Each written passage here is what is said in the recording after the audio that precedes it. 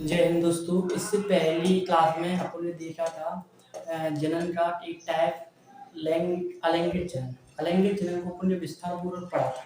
आज अपन पढ़ने जा रहे हैं जनन का दूसरा जो पार्ट है, जो बोलते हैं अलैंगिक जनन। लैंगिक जनन को अपन विस्तार पूर्वक पढ़ेंगे। ठीक है, सबसे पहले अपन लैंगिक जनन पढ़ने से पहले जान लें जनन। जनन क्या होता है? तो जनन की डेफिनेशन क्लियर हुई तब उसके प्रकार को अपन पढ़ने में आसान हो। तो जनन किसे कहते हैं? तो जनन इससे पहले भी बता दिया है। जनन किसे कहते हैं? जब कोई जीव अपने ही जैसे नए जीव को जन्म देता है तो इस क्रिया को जनन कहते हैं। मतलब अगर कोई जीव, जो गाय है, पशु है या मानव है, सेम टू सेम अपने ही जैसे नए जीव को जन्म देता है तो इस क्रिया को अपन कहते हैं जनन। जनन कौन सी प्रोसेस है? जन्म में अपने जीवों द्वारा अपने ही जैसे जीवों को जन्म देना क्या कहलाता है? जनन कहलाता है। जीवों द्वारा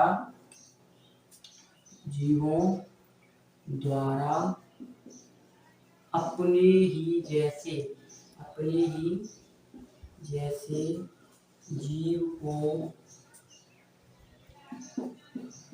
जन्म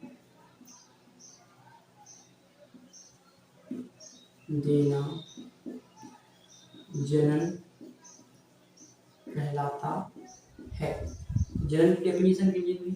जनन की डेफिनेशन क्या है? जीवों द्वारा अपने ही जैसे जीव को जन्म देना जनन कहलाता है। जनन में दो जीव भाग लेते हैं। जो जीव जन्म देता है, जैसे गाय ने अपने जैसे जीव को जन्म दिया, तो जो जीव जन्म देता है उसे अपन जनक कहते हैं।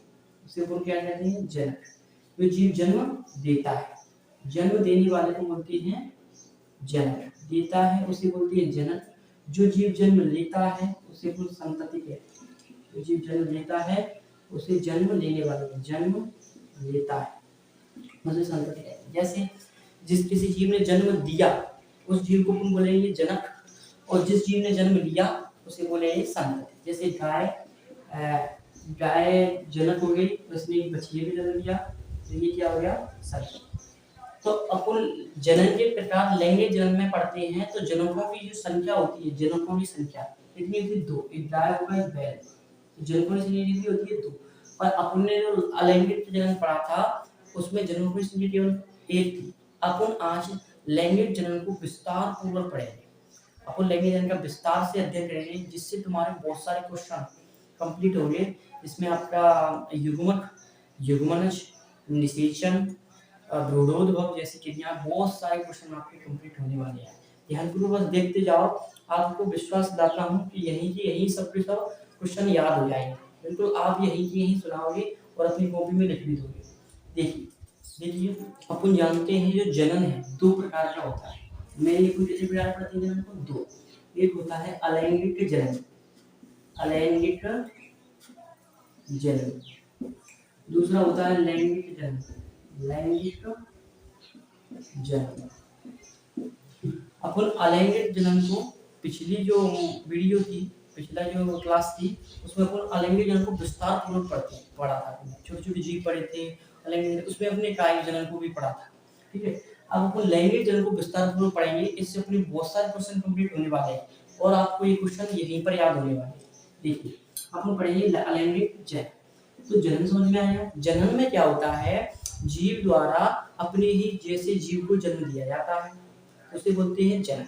अब देख, क्योंकि ये दोनों जो पार्ट हैं, अलैंगिक जनन और लैंगिक जनन, जनन ही है, तो दोनों में क्या हो रहा होगा? जीवों द्वारा नए जीव को जन्म दिया जा रहा होगा। अलैंगिक जनन में भी जीवों द्वारा नए जीव को जन्म दिया जा रहा होगा और लैंगिक जनन में भी जीवों द्वारा नए जीव को जन्म दिया जा रहा होगा। पर इसमें डिफरेंस क्या है? दो भागों में विभाजित किया है, इसका मतलब इसमें कोई ना कोई डिफरेंस है, इसलिए इसे दो भागों में विभाजित किया है। वो डिफरेंस देखेंगे क्या है। अब अलैंगिक, अब एक डिफरेंस नहीं देख रहे हैं, क्या है? अपन ब्रीफली लैंगिक जनन पढ़ते हैं, पर थोड़ा थोड़ा देख लेते हैं। जो लैंगिक जनन है इसमें निषेचन की क्रिया होती है, और निषेचन की क्रिया तब होती है जब दो जनक होते हैं। तो इसका मतलब ये है अलैंगिक जनन में केवल एक जनक होता है, जनक की संख्या केवल एक जनक होता है, जनक की होती है एक। और लैंगिक जनन में जनक की संख्या होती है दो, जिसके कारण इसमें जटिलताएं आ जाती हैं। इसकी जो क्रिया, जनन की क्रिया है, बहुत मंद होती है और दीर्घकालीन होती है। ठीक है, तो लैंगिक जनन में जनक की संख्या होती है दो, एक होता है इसमें नर, एक होता है इसमें मादा। नर तथा मादा दो जनक होंगे, तब इनके द्वारा जो संतति बनेगी तो उस प्रकार के जो जनन को अपन लैंगिक जनन कहेंगे। ठीक है, जब नर युग्मक और मादा युग्मक आपस में संलयन करते हैं, जब नर युग्मक और मादा युग्मक आपस में संलयन करते हैं तो युग्मनज का निर्माण होता है। युग्मनज से नई संतति का निर्माण होता है, तो इस प्रोसेस को अपन बोलते हैं लैंगिक जनन। ठीक है, अब हमने यहाँ पे युग्मक की बात की है, नर युग्मक तथा मादा युग्मक का संलयन से युग्मनज का निर्माण होता है। तो अपन सबसे पहले देखेंगे युग्मक क्या है। तो अपन अभी अलैंगिक जनन तो पढ़ने वाले नहीं है, तो लैंगिक जनन देखेंगे, और लैंगिक जनन में देखेंगे सबसे पहले युग्मक। युग्मक युग्मक किसे कहते हैं? देखिए, जो जीवों का शरीर है, अपन जो लैंगिक जनन पढ़ रहे हैं, लैंगिक जनन देखेंगे बहुकोष्ठी जीवों में होता है। अब बहुकोष्ठी जीव कौन से होते हैं? बहुकोष्ठी जीव वे होते हैं जिनमें इनका शरीर बहुत सारी कोशिकाओं से मिलकर बना होता है। जिनके शरीर में बहुत सारी कोशिकाएं होती हैं, उन्हें अपन बोलते हैं बहुकोष्ठी जीव। एक कोष्ठी जीव किन्हें बोलते हैं? जिन जीवों में केवल एक कोशिका होती है, उन्हें अपन बोलते हैं एक कोष्ठी जीव। ठीक है, अपन एक कोष्ठी जीव को प्रोकैरियोटिक, प्रोकैरियोटस तथा उनकी कोशिकाओं को प्रोकैरियोटिक कहते हैं। ठीक है, और बहुकोष्ठी जीवों की कोशिकाएं क्या होती हैं? यूकैरियोटिक। याद करने के लिए, जैसे अपन में यूनिस्तोम, तो तुम्हारी कोशिकाओं को अपन क्या बोलेंगे? Eukaryotic, eukaryotic. और जो छोटे छोटे जीव होते हैं जिनमें एक कोशिका होती है, उन्हें कौन सी कोशिका बोलते हैं? उन्हें बोलते हैं प्रोकैरियोटिक। तो अपन जानते हैं हमारा शरीर कोशिकाओं से मिलकर बना होता है। तो हमारे शरीर की कोशिकाओं में जो कोशिकाओं के अंदर जो गुणसूत्रों की संख्या होती है, अगर वो पूरी की पूरी हो, जैसे हमारे शरीर में गुणसूत्र 46 गुणसूत्र होते हैं। कितने होते हैं? 46। तो 46 गुणसूत्र हमारे शरीर के पूरे गुणसूत्र हैं। तो इन गुणसूत्रों को अपन, जो गुणसूत्र 46 हैं, इन गुणसूत्रों को अपन द्विगुणित गुणसूत्र बोलेंगे। कौन से बोलेंगे? द्विगुणित गुणसूत्र बोलेंगे। इसे अपन प्रदर्शित करते हैं 2n से। किसे करते हैं? 2n से। अगर हमारे शरीर के मतलब ये है, हमारे शरीर में पूरे के पूरे गुणसूत्र हैं, तो वह द्विगुणित गुणसूत्र है। कौन से गुणसूत्र हैं? द्विगुणित। अगर किसी कोशिका में आधे गुणसूत्र हैं, तो उसे बोलेंगे अगुणित। अगर उदाहरण के लिए मानव की देखी जाए, तो मानव में अगर 23 कोशिका में गुणसूत्र हैं, तो उसे बोलेंगे अगुणित गुणसूत्र। अगुणित गुणसूत्र, अगुणित। समझ पाते हैं? द्विगुणित और अगुणित क्या होता है, ये बात समझ में आई। द्विगुणित किसे कहते हैं? अगर कोशिका के अंदर पूरे के पूरे गुणसूत्र हैं, तो उसे बोलेंगे द्विगुणित गुणसूत्र। अगर कोशिका के अंदर आधे गुणसूत्र हैं, तो उसे बोलेंगे अगुणित गुणसूत्र। मानव की बात की जाए तो 46 होते हैं, तो 46 वाले गुणसूत्र वाली कोशिका को हम बोलेंगे द्विगुणित, और 23 गुणसूत्र वाली कोशिका को बोले अगुणित। और किसी जीव की बात की जाए तो उसमें इतने गुणसूत्र होते होंगे, अगर वो पूरे के पूरे गुणसूत्र हैं तो उसे बोलेंगे द्विगुणित गुणसूत्र। अगर उसमें आधे गुणसूत्र हैं तो उसे बोलेंगे अगुणित गुणसूत्र। इतनी बात क्लियर है? अब सुनो, तो युग्मक क्या होता है? द्विगुणित अगुणित समझिए, पूरे गुणसूत्र वाले कोशिका को द्विगुणित, आधे गुणसूत्र वाले कोशिका को अगुणित। अब युग्मक क्या है? तो युग्मक हमारे जो शरीर है, हमारा शरीर मान लो या किसी जीव का शरीर मान लो, ठीक है, तो युग्मक किसी जीव के शरीर की अगुणित कोशिका होती है। युग्मक एक कोशिका है। क्या है? कोशिका। तो युग्मक किसी भी जीव की अगुणित कोशिका होती है। अगुणित युग्मक जीव की अगुणित कोशिका होती है।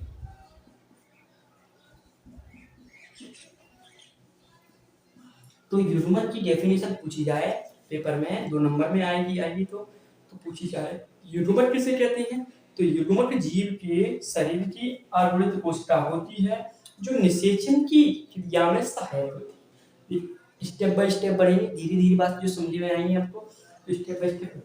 युग्मक की बात समझ में, जीव की अगुणित कोशिका होती है जो निषेचन की क्रिया में, जो निषेचन की क्रिया में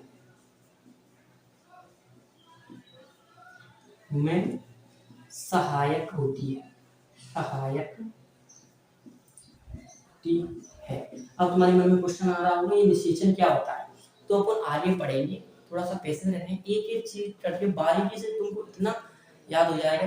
कोई भी कंपटीशन हो, 12th का तो एग्जाम तुम कुछ मानो ही मत, 12th में तो तुम्हें चुटकियों में परसेंट मिले, अगर मेहनत करो हमारे साथ परसेंट तो आराम से बन जाएगी। तुम सोचो ऊपर की जो ख्वाब आपके बड़े होते हैं, अगर ऊंचाइयों को देखें तो थोड़ी बहुत ऊंचाई तक तो वैसे ही पहुंच जाएंगे, ठीक है। तो कंपटीशन के लिए जैसे नीट का एग्जाम देंगे और भी बड़े बड़े एग्जाम देंगे, उसके लिए बहुत सहायता देने वाला ये टॉपिक, ठीक है। तो युग्मक की बात समझ में आई कि युग्मक क्या है, जीव की अर्धवृत्त कोशिका है जो निषेचन की क्रिया में क्या है, सहायक होता है। निषेचन क्या होता है बताएंगे आइए, अभी इतना समझ लें। युग्मक क्या है, युग्मक जीव की अर्धवृत्त कोशिका होती है जो निषेचन की क्रिया में क्या होती है, सहायक होती है। इतनी बात क्लियर, इतना बता देंगे, इसके बाद आगे बढ़ते हैं, ठीक है। अब युग्मक जब क्या होता है, युग्मक युग्मक समझ में आ गया, युग्मक से ही अपन देखेंगे जब अपन नर युग्मक जैसे एक में नर में बनेगा युग्मक, जो नर में युग्मक बनेगा, नर की जो अर्धवृत्त कोशिका होगी, तो ध्यान दें मानव की बात करने का मतलब होता है किसी जीव का मेल, किसी जीव का मेल, जैसे गाय में जो क्या हो गया, बैल हो गया, ठीक है, कुत्ता में कुत्ता हो गया, कुत्ता और कुतिया दोनों होते हैं, तो मेल क्या हो गया, कुत्ता हो गया, तो नर का मतलब यहाँ से मेल से, ठीक है। तो नर युग्मक किसी जीव जब कोई नर युग्मक, नर युग्मक मतलब नर के अर्धवृत्त कोशिका, युग्मक का मतलब अर्धवृत्त कोशिका, आदि प्रसूत वाली कोशिका जो निषेचन के लिए सहायक होगी। तो नर युग्मक और मादा युग्मक, मादा युग्मक, नर युग्मक और मादा, जब क्या होता है, जो नर वाले की आदि कोशिका है, अर्धवृत्त कोशिका है, और मादा वाले की अर्धवृत्त कोशिका है, दोनों युग्मक नर अर्धवृत्त नर युग्मक और अर्धवृत्त मादा युग्मक, जब दोनों का संलयन होता है, क्या होता है, संलयन, संलयन, जब दोनों के क्या होता है, संलयन, संलयन का मतलब यहाँ पर सहयोग होता है, जब दोनों मिलते हैं तो द्विगुणित द्विगुणित युग्मनज का निर्माण होता है। किसका निर्माण होता है, युग्मनज। यहाँ पर युग्मनज की डेफिनेशन भी क्लियर हो रही है। युग्मनज किसे कहते हैं, अर्धवृत्त नर युग्मक तथा अर्धवृत्त मादा युग्मक का संलयन, संलयन से जो कोशिका बनती है उसे युग्मनज कहते हैं। ये युग्मनज कैसी कोशिका होती है, ये द्विगुणित होती है। कैसी होती है, द्विगुणित। इसका मतलब इसमें जो गुणसूत्र होंगे पूरे होंगे। पूरे कैसे हो गए, क्योंकि नर युग्मक के आदि गुणसूत्र गए, आदि गुणसूत्र मादा युग्मक के गए, जब ये दोनों मिले तब ये पूरे गुणसूत्र हो गए, तब ये जो कोशिका बनी, ये कैसी कोशिका बनी, द्विगुणित बनी। तो युग्मनज ऐसा होता है द्विगुणित। ओटीओ में 12th की क्लास 12th की परीक्षा में ओटीओ में ऐसे पूछ लिया जाता है कि युग्मक में बताओ कितने गुणसूत्र होते हैं, तो युग्मक की बात की जाए तो बता देंगे, नर युग्मक की बात की जाए मेल में, जैसे मानव की बात की जाए तो मानव में बात की जाए तो कितने होते हैं, 23। बताओ मानव की युग्मनज में कितने गुणसूत्र होते हैं, तो युग्मनज की बात की जाए इसमें बता देंगे 46, ठीक है। इन दोनों में डाउट नहीं होना है। युग्मक नर अर्धवृत्त नर युग्मक तथा अर्धवृत्त मादा युग्मक के संलयन से क्या बनता है, युग्मनज बनता है, युग्मनज। ये कैसा होता है, द्विगुणित। कैसा होता है, द्विगुणित। अब इसी प्रोसेस को अपन निषेचन भी कहते हैं। क्या कहते हैं इसको, निषेचन। निषेचन किसे कहते हैं, निषेचन अर्धवृत्त नर युग्मक तथा अर्धवृत्त मादा युग्मक के संलयन को ही अपन निषेचन कहते हैं। की बात क्लियर, अर्धवृत्त नर युग्मक तथा अर्धवृत्त मादा युग्मक के संलयन को ही निषेचन कहते हैं। जैसे मानव की बात की जाए उदाहरण के लिए, तो मानव का युग्मक का नाम क्या पता है, शुक्राणु, और मादा के युग्मक का नाम क्या है, अंडाणु। जब नर युग्मक शुक्राणु और मादा युग्मक अंडाणु का जब संयोग होता है तो युग्मनज का निर्माण होता है। इस क्रिया को अपन निषेचन कहते हैं। क्लियर बात में, निषेचन किसे कहते हैं समझ में आ गया। नर युग्मक तथा मादा युग्मक के संलयन को अपन निषेचन कहते हैं, ठीक है। तो युग्मक के अब तुम्हें सटीक डेफिनेशन समझ में आ रही है। युग्मक क्या है, हमारे शरीर की अर्धवृत्त कोशिका है जो निषेचन की क्रिया में सहायक होती है। क्लियर, यहाँ तक तो कंप्लीट समझ में आया। यहाँ तक कितनी डेफिनेशन क्लियर हुई, जनन की डेफिनेशन क्लियर हुई। जनन किसे कहते हैं, जीवों द्वारा अपने ही जैसे जीवों को जन्म देना जनन कहलाता है। जनन दो प्रकार की होती है, अलैंगिक जनन और लैंगिक जनन। अलैंगिक जनन में केवल एक कोशिका होती है जिनके जीवों में, उन्हें अलैंगिक जनन की कैटेगरी में आते हैं। लैंगिक जनन कैटेगरी में बहुकोष्ठीय जीव आते हैं। इसमें युग्मक की जो जनकों की संख्या होती है 2 होती है, ठीक है। तो अलैंगिक जनन पूछा जाए तो बता देंगे नर युग्मक तथा मादा युग्मक का संलयन जब होता है तो ये युग्मनज बनता है, उसे अलैंगिक जनन भी कहते हैं। क्लियर। इसमें तो जनक इसकी क्वालिटी तो बहुत सारी, इसमें जनक कितनी होती है, 2 होती है। इसमें युग्मक का निर्माण होता है, इसमें युग्मनज का निर्माण होता है, इसमें निषेचन होता है। जब अलैंगिक जनन में ऐसा कुछ नहीं होता, ठीक है। अलैंगिक जनन की डेफिनेशन, युग्मक की डेफिनेशन क्लियर हुई यहाँ पे। युग्मक की डेफिनेशन बता दी। युग्मक क्या है, जीव की अर्बुद कोशिका है जो निषेचन की क्रिया में सहायक है। युग्मक कितने प्रकार के होते हैं, सॉरी वो प्रकार भी वो अपने टॉपिक डाल दिया है, युग्मक उसमें पढ़ लेना। तो युग्मक है ये जब अर्बुद नर युग्मक जब अर्बुद मादा युग्मक का जब संलयन होता है तो इस क्रिया में द्विगुणित युग्मनज बनता है। इस क्रिया को अपन निषेचन कहते हैं। यहाँ पर निषेचन की डेफिनेशन भी क्लियर हुई। तो अपन ने जनन पढ़ लिया, युग्मक पूछ लिया जाए या पूछ लिया जाए युग्मनज या पूछ लिया जाए निषेचन, ठीक है। यहाँ तक अपन पहुंचे, क्लियर। एक बार रिवीजन में चिंता मत करो, एकदम फिट होकर यहीं से जाएगा। तुम्हें घर पे पढ़ने की जरूरत पड़ेगी नहीं, अगर ध्यान से इस वीडियो को देखते रहोगे तब, ठीक है। पूरा कंप्लीट करेंगे, एक बार रिवीजन भी करेंगे इसका, पर अभी देखते जाओ, ठीक है।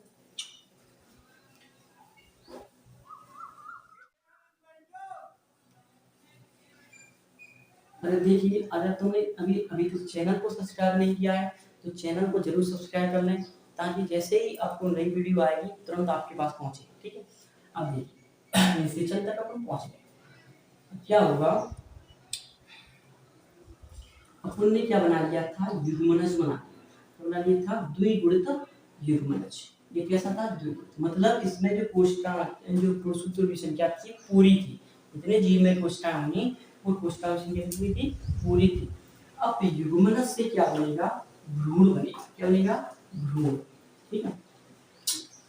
जब जितना निषेचन हो रहा है, निषेचन में अब शिशु नए जीव का निर्माण भी होना है, तो युग्मनज से अब क्या बनता है, भ्रूण बनता है। क्या बनता है, भ्रूण। तो द्विगुणित युग्मनज से भ्रूण बनने की क्रिया कहलाती क्या है, भ्रूणोद्भव। क्या कहलाती है, भ्रूणोद्भव, ठीक है। तो भ्रूणोद्भव की डेफिनेशन भी पूछा जाता है भ्रूणोद्भव किसे कहते हैं, तो बता देंगे द्विगुणित युग्मनज से भ्रूण बनने की प्रक्रिया पूरी की पूरी क्या कहलाती है, भ्रूणोद्भव कहलाती है। अब ये प्रक्रिया डायरेक्टली अपने तो डेफिनेशन के अंतर्गत बता दिया, अब ये प्रक्रिया के अंतर्गत क्या क्या होता है वो और जाने डिटेल्स, ठीक है। सब कुछ यहीं पे याद होने वाला है, अच्छे से समझने वाले हो, ठीक है। तो इतनी तक भ्रूणोद्भव की डेफिनेशन क्लियर बता दो, इसमें कोई डाउट नहीं। द्विगुणित युग्मनज से भ्रूण बनने की प्रक्रिया क्या कहलाती है, भ्रूणोद्भव। अब इसके अंदर भ्रूणोद्भव डायरेक्टली मिल जाता, क्या क्या होता है तो सब देखिए। क्या होता है, ये कोशिका बनी युग्मनज, एक कोशिका है, पहले सबसे पहले एक कोशिका है और कैसी कोशिका है, द्विगुणित है, ठीक है। तो इसमें कुछ सूत्री विभाजन है, जैसे ये सूत्री विभाजन, तो इसमें भी क्या बनती है, बीच बीच में कुछ अवस्थाएं बनती है। क्या बनती है, अवस्था। तो सबसे पहले कौन सी अवस्था बनेगी, तो वो बनेगी मोरूला अवस्था। कौन सी बनेगी, मोरूला अवस्था। सबसे पहले बनेगी मोरूला अवस्था। ये युग्मनज से सबसे पहले कौन सी बनेगी, मोरूला अवस्था। ये मोरूला अवस्था ठोस गेंद के समान होती है, जैसे प्रकार गेंद होती है उस प्रकार की ये अवस्था होती है जो द्विगुणित युग्मनज से बनती है। तो ये कैसी होती है, ठोस गेंद के समान। पहली अवस्था ये मोरूला अवस्था, वो कैसी थी, ठोस गेंद के समान थी। इसके अवस्था के बाद बनती है अपनी ब्लास्टूला अवस्था। ब्लास्टूला ये अवस्था कैसे ध्यान रखेंगे वो भी मैं बताने वाला हूँ, पहले थोड़ा समझ लीजिए, आपको बिल्कुल क्लियर करवा दिया जाएगा, बस आप देखते जाइए। ब्लास्टूला अवस्था, मोरूला के अवस्था के बाद कुछ समय पश्चात अपन को पता है जो लैंगिक जनन की क्रिया है बहुत कैसी है, मंद है, धीरे धीरे इनमें अवस्थाएं बहुत सारी बनती हैं, इस प्रकार की कैसी है, मंद है। तो द्विगुणित युग्मनज से सबसे पहले क्या बना, मोरूला अवस्था बनी। मोरूला अवस्था के बाद बनी ब्लास्टूला अवस्था। कैसी बनी, ब्लास्टूला अवस्था। ब्लास्टूला अवस्था में 3 जनन स्तर होते हैं। क्या होते हैं, ब्लास्टूला अवस्था जब बनेगी उसमें कितने जनन स्तर देखने को मिलेंगे, टोटल 3। एक होता है एक्टोडर्म, पहला होता है एक्टोडर्म, दूसरा होता है मीसोडर्म, मीसोडर्म, और सबसे बाद का होता है एंडोडर्म, एंडोडर्म। क्लियर? इनको बताएंगे। देखो याद कैसे करना है, पहला वाला डर्म कैसा याद करना है, एक्टिव हो रहा है कोई चीज तो एक्टोडर्म, ठीक है। दूसरा वाला मीसो, मीसो एफ भी सुना होगा, उससे ध्यान रख लेंगे, ठीक है। तो दूसरा वाला क्या है, मीसोडर्म, और सबसे एंड वाला है, लास्ट वाला है तो एंडोडर्म। तो ब्लास्टुला अवस्था में कितने जनरल स्तर होते हैं, 3, पहला एक्टोडर्म, दूसरा मीसोडर्म, तीसरा एंडोडर्म। क्लियर बात हुई? कौन सी अवस्था में, ब्लास्टुला। सबसे पहले बनती है मोरुल अवस्था, मोरुल अवस्था के बाद बनती है ब्लास्टुला अवस्था, ब्लास्टुला अवस्था में होती है 3 जनरल स्तर। सबसे पहले का नाम है एक्टोडर्म, दूसरे का नाम है मीसोडर्म, तीसरे का नाम है एंडोडर्म, ठीक है। अब इनको बताएंगे, इससे पहले अब क्या होता है, ठोस गेंद की समान अवस्था बनी, इसकी ब्लास्टुला अवस्था बनी, ब्लास्टुला 3 जनरल स्तर है। तो उसमें क्या होता है, एक्टोडर्म में हमारे शरीर की तंत्र का निर्माण हो जाता है। जब अपन मादा शरीर के अंदर रहते हैं तो एक्टोडर्म से क्या होता है, तंत्र का निर्माण, जितनी तंत्र फैली हुई है शरीर में, सबसे पहले इस एक्टोडर्म से इसका निर्माण हो जाएगा। इसका हो जाएगा पूरे तंत्र का निर्माण हो जाएगा एक्टोडर्म से। मीसोडर्म से क्या होगा, उदर गुहा का निर्माण होगा। जो उदर गुहा है अपने हृदय है, किडनी है, जो इसके अंदर उदर गुहा में स्थित है, मीसोडर्म से उसका निर्माण होगा, उदर गुहा। और एक्टोडर्म से समस्त शरीर का निर्माण हो जाएगा, समस्त शरीर, पूरी बॉडी का निर्माण हो जाएगा। मोरुल अवस्था बनी, ब्लास्टुला अवस्था बनी, ब्लास्टुला अवस्था में 3 जनरल स्तर रहेंगे, एक्टोडर्म, मीसोडर्म, एंडोडर्म। एक्टोडर्म से बना तंत्र का निर्माण हमारा, मीसोडर्म से हमारे उदर गुहा का निर्माण, और एंडोडर्म से समस्त शरीर का निर्माण। अब एक लास्ट की अवस्था बनती है, उसे बोलते हैं अपन गैस्ट्रुला अवस्था। उसे बोलते हैं गैस्ट्रुला अवस्था, गैस्ट्रुला अवस्था, ठीक है। मोरुला में ब्लास्टुला, ब्लास्टुला गैस्ट्रुला, ये सबसे लास्ट की अवस्था है। इसमें क्या होगा, भ्रूण का निर्माण हो जाएगा। इसका निर्माण हो जाएगा भ्रूण का। क्लियर बात है, ठीक है। इसका निर्माण हो जाएगा, भ्रूण का निर्माण हो जाएगा। अब युग्मनज से भ्रूण तक की प्रोसेस क्या कहलाए, भ्रूणोद्भव। ये पूरी प्रोसेस है, ये सब प्रोसेस क्या कहलाती है, भ्रूणोद्भव कहलाती है। तो इतनी बात क्लियर हुई। तो सबसे पहले बताएंगे भ्रूणोद्भव किसे कहते हैं। तो द्विगुणित युग्मनज से भ्रूण बनने की क्रिया भ्रूणोद्भव कहलाती है, ठीक है। इसमें कुछ अवस्थाएं होती हैं, इसमें 3 अवस्थाएं बनती हैं। सबसे पहले मोरुल अवस्था, जो ठोस गेंद के समान होती है, दूसरी ब्लास्टुला अवस्था, तीसरी गैस्ट्रुला अवस्था। ब्लास्टुला अवस्था में 3 जनरल स्तर होते हैं, एक्टोडर्म, मीसोडर्म और एंडोडर्म। एक्टोडर्म से अपनी तंत्र का निर्माण होता है, मीसोडर्म से उदर गुहा का निर्माण होता है, और एंडोडर्म से समस्त शरीर का निर्माण होता है, ठीक है। सबसे लास्ट में बनती है गैस्ट्रुला अवस्था, इसमें भ्रूण का निर्माण हो जाता है। तो ये जो कहलाती है द्विगुणित युग्मनज से भ्रूण बनने की भ्रूणोद्भव। क्लियर, बिल्कुल समझ में आया, मुझको पता है आपको बिल्कुल अच्छे से समझ में आ गया, और डेफिनेशन भी क्लियर हो गई, ठीक है। भ्रूणोद्भव। अब आगे बढ़ेंगे, बस देखते जाओ, सब सीखते जाओ, पेशेंस रखो, अभी बोर नहीं होना है, बस देखते रहना है, और ऐसे आसानी से सब प्रीवियस कर जाएगा। तो इतनी बड़ी चीज ऐसे चली जाएगी तुम्हारे माइंड में, बिल्कुल पानी की तरह, ठीक है। देखो अब अपन ने क्लियर कर दिया भ्रूणोद्भव, तो इसको यहाँ पर ऐड कर दें डेफिनेशन को भ्रूणोद्भव की, क्योंकि अपने ये पढ़ी है, सबका रिवीजन करना है। भ्रूणोद्भव, ठीक है, भ्रूणोद्भव की डेफिनेशन की है। अब देखो, भ्रूण से अब बनता है तुम्हारा शिशु। क्या बनता है, शिशु। भ्रूण से अब बनता है अपना शिशु। जब तक मादा शरीर के अंदर है तो तब तक भ्रूण है, मादा शरीर के बाहर आया तो बोलेंगे शिशु। तो भ्रूण से जब शिशु का निर्माण होता है, इस क्रिया को अपन प्रसव कहते हैं। क्या कहते हैं, प्रसव। प्रसव को अपन विस्तार से चैप्टर 3 में पढ़ेंगे, मानव जनन में, ठीक है। तो अभी इतना ही सीखना है। भ्रूण से शिशु का निर्माण क्या कहलाता है, प्रसव कहलाता है, ठीक है। प्रसव पता चल गया। भ्रूण से शिशु बनने की क्रिया क्या कहलाती है, प्रसव कहलाती है, ठीक है। अब देखो, अब शिशु बने, शिशु का क्या हुआ, जन्म हो गया। क्या हो गया, जन्म हुआ। अब शिशु अपना जीवन बिताएगा, पढ़ेगा, लिखेगा, कोचिंग लगाएगा, सब करेगा, सर्विस करेगा, अच्छी डिग्री हासिल करेगा, उसके बाद पूरे जीवन में क्या करेगा, अपना नाम करेगा, रोशन करेगा। अगर पढ़ेगा नहीं तो वही करेगा, जैसे ही गुजारा करेगा, टाइम पास करेगा, रील्स देखेगा, मोबाइल का गुलाम बना रहेगा और धीरे धीरे उसकी क्या हो जाएगी, मृत्यु हो जाएगी। अच्छे काम करेगा तो उसके मृत्यु के बाद उसका नाम रहेगा, बुरे काम करेगा तो कोई नाम नहीं पूछेगा उसका। तो मृत्यु तो होनी, चाहे अच्छे कार्य करो चाहे बुरे कार्य, मृत्यु तो सत्य है एकदम, ठीक है। तो जन्म होगा इसका, अब क्या होगी, मृत्यु भी होगी, क्या होगी, मृत्यु, ठीक है।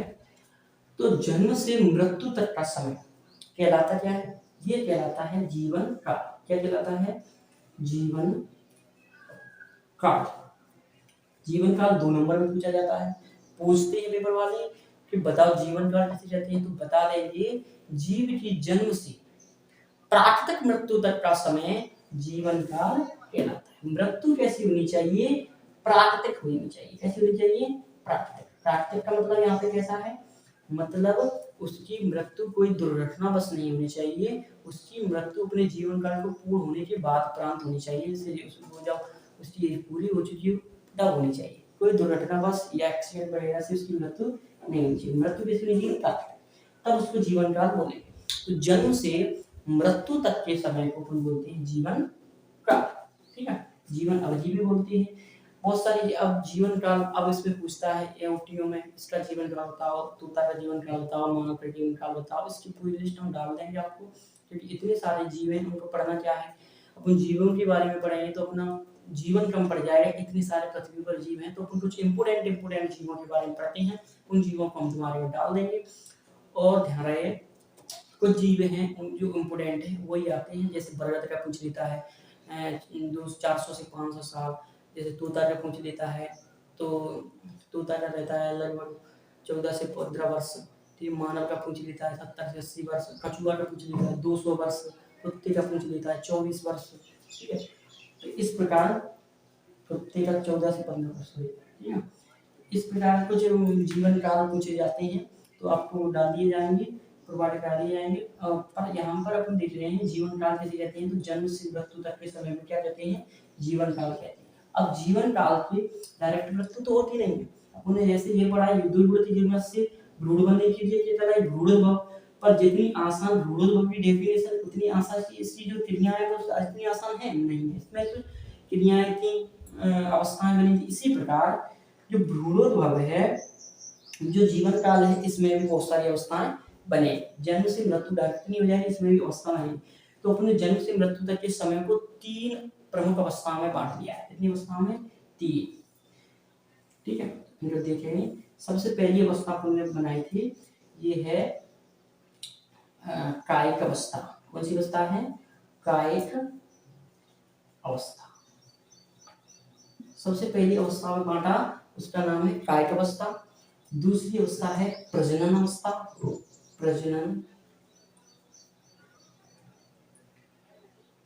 प्रजनन अवस्था। तीसरी अवस्था है प्रौढ़ अवस्था, प्रौढ़ अवस्था। तो जीवन काल को हमने 3 प्रमुख अवस्थाओं में बांट दिया। पहली है कायिक अवस्था, दूसरी है प्रजनन अवस्था, तीसरी है प्रौढ़ अवस्था। अब देखते हैं ये क्या होती है। कायिक अवस्था है जो इस अवस्था में हमारे जो जीव है उसके जीव की काया का निर्माण होता है। ओनली काया, उसके शरीर का, काया मतलब शरीर का निर्माण होता है, और कुछ नहीं होगा। कायिक वृद्धि हुई और कुछ नहीं। तो ये लगभग 12 से 13 साल तक की रहती है कायिक अवस्था। तो जीव के जिसमें काया का निर्माण होता है उसे क्या बोलते हैं, कायिक अवस्था बोलते हैं। ये प्रजनन अवस्था में उसकी लैंगिक क्रियाएं भी शुरू हो जाएंगी, वो जनन करने में क्या हो जाएगा, सक्षम हो जाएगा। उस अवस्था को अपन बोलेंगे प्रजनन अवस्था, ठीक है। कायिक अवस्था कंप्लीट, प्रजनन अवस्था। इसके बाद प्रौढ़, ये जीवन की सबसे अंतिम अवस्था है। प्रौढ़ अवस्था है, ये जीवन काल की सबसे अंतिम अवस्था है। इसमें कोशिकाएं वृद्धि करना कर देती हैं बंद। जैसे ही कोशिका ने वृद्धि करना, अपना विभाजन करना बंद कर दिया, वृद्धि करना बंद कर दिया, और ये धीरे धीरे क्या हो जाएगा, इसकी जीव की क्या हो जाएगी, मृत्यु हो जाएगी। तो जीवन काल की सबसे अंतिम अवस्था क्या है, प्रौढ़ अवस्था। पता चल गया अवस्थाओं के बारे में, मान लिया तीन, कायिकावस्था, प्रजननावस्था, पूर्णावस्था। कायिकावस्था में केवल काया का निर्माण होता है, प्रजननावस्था में लैंगिक क्रियाएं भी शुरू हो जाती है, जन्म करने में सक्षम हो जाता है। प्रौढ़ावस्था में जीवन काल की सबसे अंतिम अवस्था है, जिसमें जीव की कोशिकाएं विभाजन करना बंद कर देती है और जीव की क्या हो जाती है, मृत्यु हो जाती है। ठीक है, तो अपने सबसे पहले जन्म पढ़ा था, क्या होता है, जन्म के बाद युग्मक पढ़ा था, युग्मक से अपने युग्मनज बनाया था, इन्होंने निषेचन कराया जिससे अपन बना भ्रूण, भ्रूण से बना शिशु, शिशु से अपने करवाया इसकी मृत्यु। थोड़े युग्मनज से अपने जीव की जन्म देकर उसकी करती मृत्यु। ये हुआ अपना खत्म। अब अपन एक बार रिवीजन करेंगे और जान लेंगे एकदम अपने माइंड में ये सब चीजें, क्या कर लेंगे एक बार में फिट कर लेंगे और सदा के लिए इसे क्या कर लेंगे याद। ठीक है, जन्म किसे कहते हैं बता, तो जन्म किसे कहते हैं, जीवों द्वारा अपने ही जैसे जीवों को जन्म देना क्या कहलाता है, जन्म। क्लियर, जीवों द्वारा अपने ही जैसे जीवों को जन्म देना। कितने टाइप होते हैं इसके, दो, लैंगिक जनन और अलैंगिक जनन। तो डिफरेंस पूछा जाए तो बता देंगे, लैंगिक जनन में केवल एक जनक होता है, सॉरी, अलैंगिक जनन में केवल एक जनक होता है और लैंगिक जनन में दो जनक होते हैं। अलैंगिक जनन में निषेचन नहीं होता, लैंगिक जनन में निषेचन होता है। अलैंगिक जनन में युग्मक का निर्माण नहीं होता है, लैंगिक जनन में युग्मक का निर्माण होता है, उसमें युग्मनज नहीं बनता है, इसमें युग्मनज बनता है, उसमें भ्रूण नहीं बनता है, इसमें भ्रूण बनता है, उसमें शिशु का निर्माण नहीं होता है, इसमें शिशु का निर्माण होता है, उसमें सॉरी उसमें शिशु का निर्माण तो होगा, जनन है तो जनन में शिशु का निर्माण, तो निषेचन नहीं होगा उसमें, इसमें निषेचन होगा। तो इत्यादि अंतर, बहुत सारे अंतर को बता सकते हैं। इसके बाद अपन लैंगिक जनन पढ़ा, जनन के बाद युग्मक पढ़ा। युग्मक क्या है, युग्मक जीव के शरीर की अगुणित कोशिका है जो निषेचन की क्रिया में सहायक होती है। इसके बाद युग्मनज पढ़ा। युग्मनज क्या है, अगुणित युग्मक तथा अगुणित नर युग्मक, अगुणित मादा युग्मक का संलयन ही से क्या बनता है, द्विगुणित युग्मनज बनता है। युग्मनज समझ आया, अगुणित नर युग्मक तथा अगुणित मादा युग्मक के संलयन से क्या बनता है, द्विगुणित युग्मनज बनता है। निषेचन, निषेचन क्या कहता है, नर युग्मक, अगुणित नर युग्मक तथा अगुणित मादा युग्मक के संलयन को ही क्या कहते हैं, निषेचन कहते हैं। भ्रूणोद्भव कहते हैं, जन्म से मृत्यु तक के समय को भ्रूणोद्भव कहते हैं। भ्रूणोद्भव की अवस्था होती है तीन, मोरुलावस्था, ब्लास्टुलावस्था, गैस्ट्रुलावस्था। मोरुलावस्था ठोस देह समान, ब्लास्टुलावस्था तीन जन्म स्तर, एक्टोडर्म, मेसोडर्म, एंडोडर्म। एक्टोडर्म से तंत्रिका निर्माण, मेसोडर्म से उदर गुहा का निर्माण, एंडोडर्म से शरीर का निर्माण। उसके बाद गैस्ट्रुलावस्था, गैस्ट्रुलावस्था से बनता है भ्रूण। ये दुर्बल निर्माण से भ्रूण बनने की क्रिया कहलाती है भ्रूणोद्भव। भ्रूण से बनता है शिशु, भ्रूण से शिशु बनने की प्रक्रिया कहलाती है प्रसव। शिशु का जन्म होता है, जन्म से मृत्यु होती है, जन्म से मृत्यु तक के समय को बोलते हैं जीवन का। जीवन काल में की अवस्था पड़ती है तीन, कायिकावस्था, प्रजननावस्था, प्रौढ़ावस्था। कायिकावस्था में अपने होता है शारीरिक काया का निर्माण, प्रजननावस्था होता है लैंगिक क्रिया शुरू हो जाती है जिसमें जन्म करने में सक्षम होता है। प्रौढ़ावस्था एक शरीर जीवन काल की सबसे अंतिम अवस्था है जिसमें कोशिकाएं विभाजन करना बंद हो कर देती हैं और जीव की क्या होती है, मृत्यु। It's all. यहाँ तक वीडियो समझ में आया, उम्मीद करता हूँ आपको ये सब समझ में आया। अगर तुम्हें वीडियो अच्छी लगी है तो वीडियो को लाइक जरूर, ठीक है, जय